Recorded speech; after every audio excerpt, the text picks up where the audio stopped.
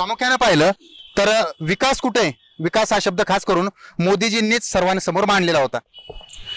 Sir मी सांगू इच्छितो आपल्याला गेल्या 15 वर्षांनी स्थानिकचे आमदार हे सर रेग्युलर 30 टर्म आमदारकीचे लातूरसाठी काय काम केलं त्याच्यापेक्षा त्यांनी त्यांच्या अजेंडेमध्ये जे जाहीरनाम्यामध्ये जो विषय मांडला होता तर ह्यावेळेस त्यांनी वचनपूर्तीमध्ये काय सिद्ध केलं काय 15 वर्ष केले हे त्यांनी सांगावं. मुळात लातूरकर म्हणून भारतीय जनता पार्टी म्हणून जेव्हा कार्यकर्ते आम्ही काम करत असतो 15 वर्षामध्ये त्यांना कुठलेच मोठी परियोजना आणता आली नाही.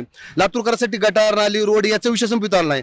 वारंवार साहेब विलासराव साहेबाच्या नावानं भावनिक करायचं जगूया सपने साहेबाचे म्हणायचं लातूरकरांना मतदान मागायला जायचं. पण तुम्ही 15 वर्ष इथं अवेलेबल नाहीत. वर्ष एका टर्म मध्ये 5 वर्ष असतात. 5 वर्षातले 4 वर्ष 11 महिने ते बाहेर असतात मुंबई पुणे कुठं फॉरेनला आणि पुन्हा नंतर 1 महिना येतात कॅम्पेनिंग करून आपलं विधानसभा लढायचा प्रयत्न करतात. त्याच्यापेक्षा ते त्यांच्या कार्यकर्त्यांना तरी भेटतात का? 15 वर्ष झालं 15 वर्षात त्यांनी कुठल्या वार्डात गल्लीत कुठल्या सर्वसामान्य नागरिकाला भेटले का? मग यांना खरंच नैतिक अधिकार आहे का लातूरची विधानसभा लढण्याचा?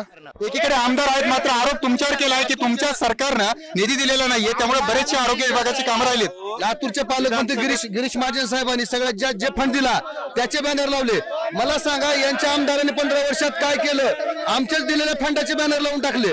लातूरमध्ये कचरा प्रश्न सुटाय नाही घंटा विकासाचा प्रश्न सुटाय नाही. विलासराव साहेब गेल्यापासून अमित देशमुखना 300 कोटी 400 कोटी 500 कोटी जसं संभाजी पाटलांनी आणले असतील अभिमन्यू पवार साहेबांनी आणले असतील ग्रामीणचे आमदार आमचे रमेश अप्पा कराड असतील किंवा तिकडे निधी आणलाय तुम्ही निधी आणला असं म्हणताय काय आणलं यांनी दाखवा की अमित देशमुख काय